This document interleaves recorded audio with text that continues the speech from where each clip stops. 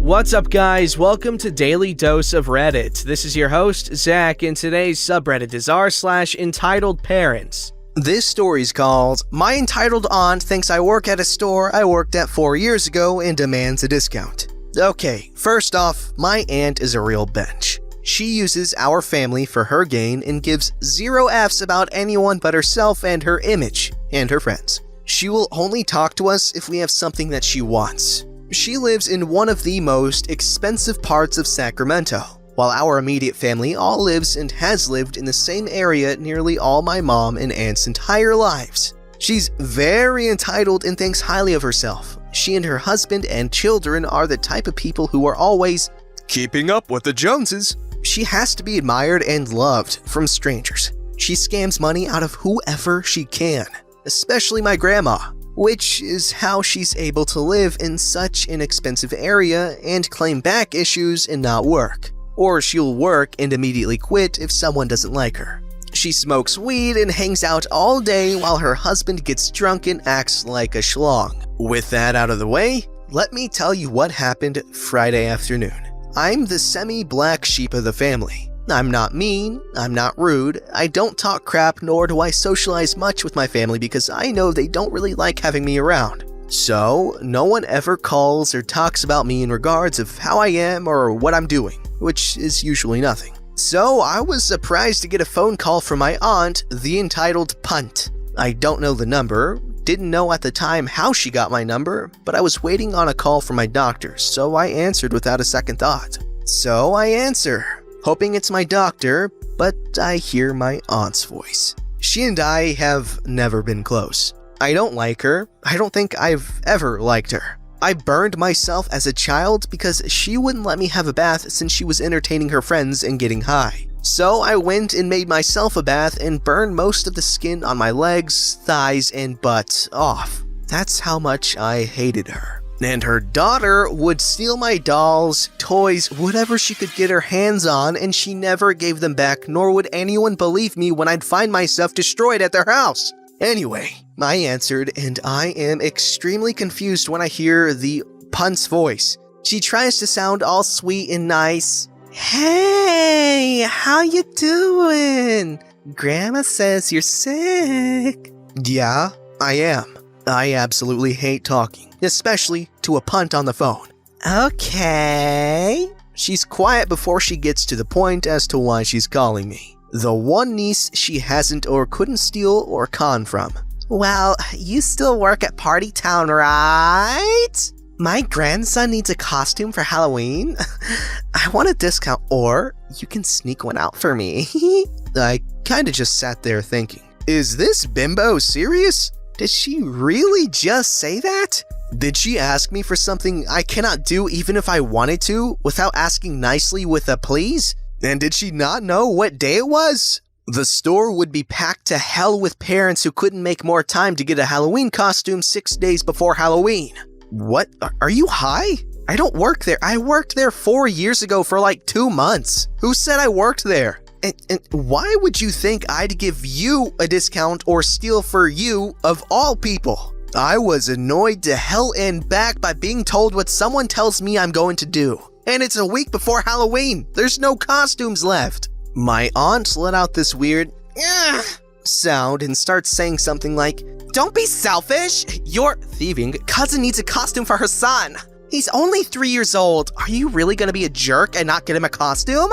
After her little rage, all I can do is laugh. I had taken some pain meds for my knee, so I'm kinda like loopy and tired and thinking I'm dreaming, and all I do is laugh. I could hear my sticky-fingered cousin chime in, calling me a selfish bimbo and how she's going to get me fired for stealing. Somehow, they came up with the idea that I steal costumes for my teenage nephews at a job I don't work at. Because my grandma told them I worked there once, 4 years ago, during Halloween. She and my cousin are still yelling at me on the phone until I stop laughing. My eyes are closed and I'm on the edge of sleep, and I tell them, "I don't work there. I haven't worked there in 4 years. I was working with my mom until 2 years ago, you stupid benches." Gosh darn. You guys can't stop coming up with scams and schemes long enough to get facts straight before you call and harass people? You don't listen to grandma tell you about us when you come down asking for money? Step off, you ingrates. That's all I remembered before I passed out. I woke up Saturday morning with a stiff leg and missed calls and texts from my grandma and aunt. My grandma was apologizing and said she set my aunt straight. But an hour later, my aunt calls and said, "You can get grandma to lie for you, but I know you're a selfish bimbo like your mom and won't even help out your family." I just listened to her, tired as frick, trying to stretch my leg and let her go on. "I'm gonna be in later today for my grandson's costume, and it better be half off or free." Yeah, I would love to see that. But even if I could stand a walk or be in public, I don't care enough to watch her humiliate herself or try and belittle seasonal employees. And the bench didn't even tell me what costume she was looking for anyway. If I worked there, was I just supposed to grab any toddler costume for her punk booty? I feel bad for the kid, but my aunt is such a freaking jerk, and she's hurt my grandma too much for me to even consider helping her or my cousins. I'm insanely thankful that, at least in my experience, how people act with me, I don't have anyone in my family at all like this. But I can imagine how tiring it would be to deal with people like that, especially if they're in your family. But, you guys are champs if you have to deal with that. And if you do have to deal with family like that, then let us know in the comments below. I'm interested in hearing about it. This story is called Entitled Mother Ruins Our School's Halloween Fundraiser. Here's the cast. Entitled Mother. Entitled Kid. Me. Girl from class. Okay, so lately, in preparation for Halloween, our school is selling these little packages of a pencil, eraser, and a sticker that you can give to your friends with a little note on them. It isn't too appealing for the higher grades, but a lot of little kids want them. They're $1 each, and being part of my school's student council, I volunteered to sell them a few days. Basically, selling is going as usual. Every once in a while, a kid comes up and buys one. So we work hard by getting them to the correct class, organizing them, etc. What happens is, when the lower grades come out, we suddenly get a ton of customers lining up, so we open multiple counters for selling, with 3 people in each. I'm mainly in the corner helping record profits, etc. when a kindergartner or a first grader comes up to us and asks to buy. Now, I'm normally not the best with kids, so I ask a girl from my class, the only other person from my class there, to deal with them. The conversation sort of goes like this. "Hi, would you like to buy?" "Yes, I want to buy one for all my friends." "Okay, how much money do you have?" "I have no money." "I'm sorry, but you need money to buy. Maybe you can ask your mom or dad when they come?" Now, after this, the kid seems to leave to call his mom or something, but then his eye catches on the register where I'm keeping the money. Until now, I'm kind of oblivious to the conversation. I mean, I can hear it and all, but I'm not really participating. Then, Entitled Kid comes and asks, "Is that a $20 note?" Me, being sort of startled and not paying attention, yeah. "Can I have it?" No. So he didn't hear me say no or thought I said yes. He just freaking grabs the note from the counter, literally ripping it out of the fork thing that's used to hold them straight down. I'm at first startled and reply with, "Can I have that back, please? It's our money and you're not allowed to have it."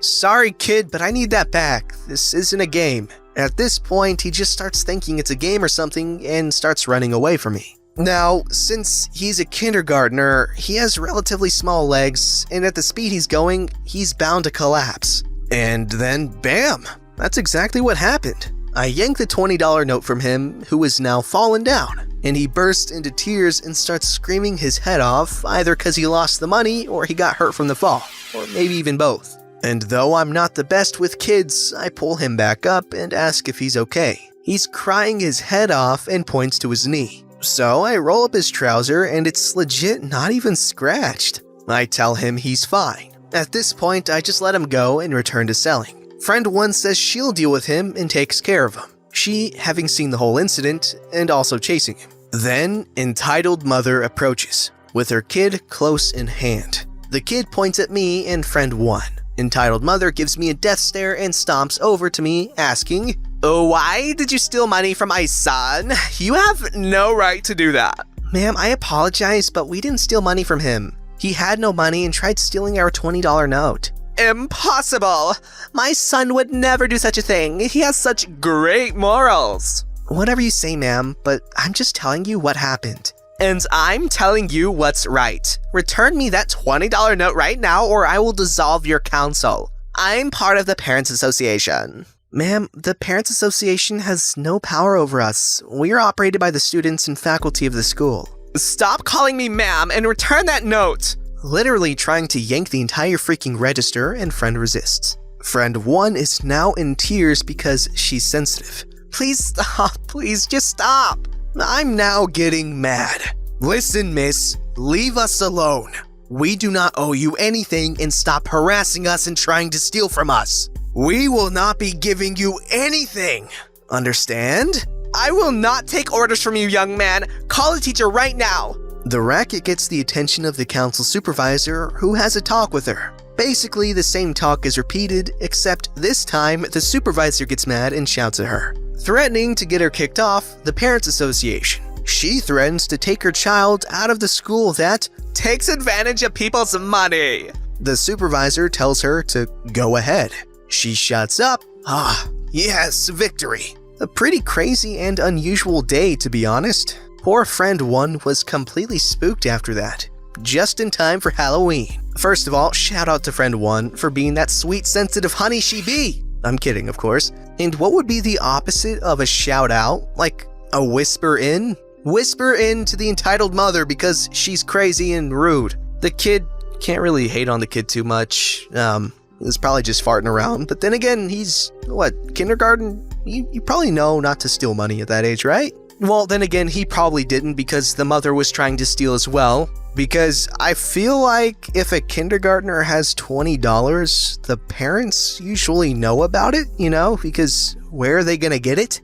This story is called Speak English or Green Tea Fresh Orange. Background. I'm severely hard of hearing, but consider myself deaf. When your hearing is that shot, you might as well be. I also operate a very small local deaf meetup group in my local area, which includes a hearing person, one of my roommates, who just seems to enjoy hanging out with us, and we're fine with that. When with the group, I don't wear my hearing aids, as that roommate is usually fine with handling things if and when hearing is needed. He's a trooper. At this particular meetup, which happened this morning at Shoney's for their breakfast, we came across an entitled parent. The story. Everyone was seated, casually nomming their favorite breakfast items from the breakfast bar at Shoney's, everyone signing and giggling back and forth with one another and enjoying our time together. But we did notice a kid that was nearby bugging my roommate about something. I wouldn't know what's being said until after we arrived home after the meetup, and we'll include the conversational bits where relevant. Why aren't any of you talking? I can talk. They're deaf and can't hear speech, so we use sign language to talk. That's cool! Kid runs off and roommate didn't think anything more of it. It's not uncommon for someone to ask about sign language here or there, or ask us how to say something, or get advice on where they can learn the language. Lifeprint.com if you are personally interested. It's free and is where we typically send folks. Sounds like nothing spectacular so far, I know. But it wasn't until we were ending our little meetup and start saying our goodbyes when the kid's mother approaches our table. Again, the deafies are just thinking yet another person with a sign language question. The hearie can handle it. Apparently, the kid's mom was so offended that we weren't speaking vocally that she intended to make her stupid opinion known. You need to stop doing that hand signal stuff and speak English. It's very rude. I'm sorry, what? These guys are deaf, so... Entitled mother cuts him off. I don't care if they're deaf. They can speak English like everyone else in America. No, they can't. Literally, 2 of these people were born completely deaf. They don't know what English even remotely sounds like. It's not my fault that they're intellectually disabled. They should still speak English. And you too. Stop messing about with your hands. It's very rude. It's very rude to insist people with a disability to cater to your sensibilities. And honestly, I wish I were deaf myself, so I wouldn't have to hear the screeching of a heartless bench with less than 2 brain cells to rub together. You can't speak like that around children. She ends up huffing and running off. At this point though, she's gotten the attention of everyone at our meetup. We were all thinking that was the end of it, and the roommate signed to us, telling us, crazy lady thinks we're throwing gang signs and other stupid stuff. Everything's fine. Well, turns out, entitled mother ended up getting the manager demanding we be kicked out. So enter manager, stage left. Manager arrives at the table with entitled mother and the poor kid in tow. Entitled mother looking smug like she just accomplished something huge. I've got a complaint that your entire party has been rude and cussing. The manager notices sign language being used and asks the entitled mother, "Ma'am, do you know what they're saying?" "No, not at all. They're not speaking English, which is very rude. We're American, in America we speak English." Roommate swears this is what she said. And since we do live in the sticks, I wouldn't put it past that someone would say something like this. "Ma'am, we can't kick people out for not speaking English." "But they're insulting me and my kid, just look at them." At this point, it's worth noting that when we're discussing something or someone, if the object of discussion is available, they're pointed at. At no point in our discussion did we point at the entitled mother nor her kid. What we were talking about was various subjects from cats to the gal we got recently invited from Walmart, talking about wanting to get a fish tank and a small fighter beta and other places they'd like to go for the next meetup. So nothing involving the entitled parent nor her kid. Roommate points to one of us. "Actually, she's talking about getting a fish tank and getting a beta fish." Points to me. "He's getting information on where the next meetup might take place." Points to the black guy. "He's talking about a kitten he recently adopted." Points to the entitled mother. "And she's being rude, insisting deaf people need to stop using sign language to accommodate her stupid sensibilities." The manager surprisingly signs to the group asking if we found everything to our liking.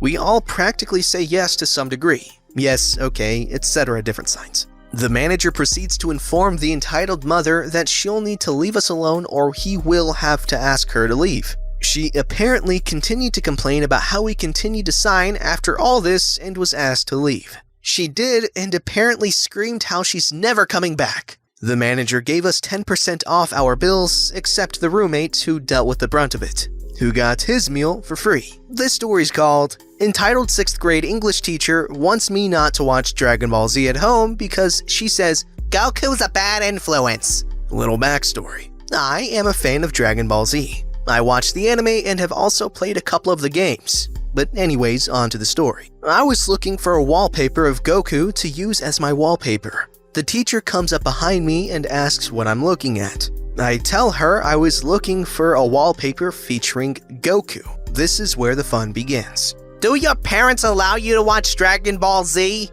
"Yes." "Oh, P, it sounds like your parents aren't raising you right." "Why do you say that?" "Dragon Ball Z is a bad show for children to sit and watch unsupervised. I would never let my children watch that. I would rather them watch Family Guy unsupervised than let them watch Dragon Ball Z." I view Goku as a better character than Stewie. "Oh, P, Goku is a bad influence on children. Dragon Ball Z teaches children that violence is always the answer. But it's not. I don't care. For all I care is that Dragon Ball Z is a bad show for children." She eventually tells my parents over the phone about it and tells them I need to be supervised while watching TV, all because I have a bad taste of shows. My parents got a laugh out of it.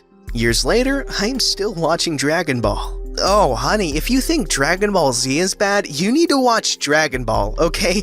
That show is perverted as heck. But I'm not saying it's bad because, honestly, I think I might like Dragon Ball more than Z because, I don't know, the writing's better. And, Yamcha and Krillin, they weren't as useless. But don't get me wrong, Dragon Ball Z is amazing. And if you'd watch the show, you would know that Goku does enjoy fighting, but not necessarily violence, you know what I mean? He always gives his enemies a chance to redeem themselves, no matter what they've done, he still gives them a chance to just walk away. Yes, he enjoys fighting, but that doesn't mean he's bad, okay? Anyways, my completely 100% correct point is that Dragon Ball, the franchise, is amazing. I don't care if you don't like GT. I don't care if you don't like Super, okay? Dragon Ball in general is amazing. You can't change that, okay? Goku, amazing character, one of the best influences in the entire world. I guarantee you there is not one Dragon Ball fan out there that has not gotten such a huge, freaking fitness inspiration boost thing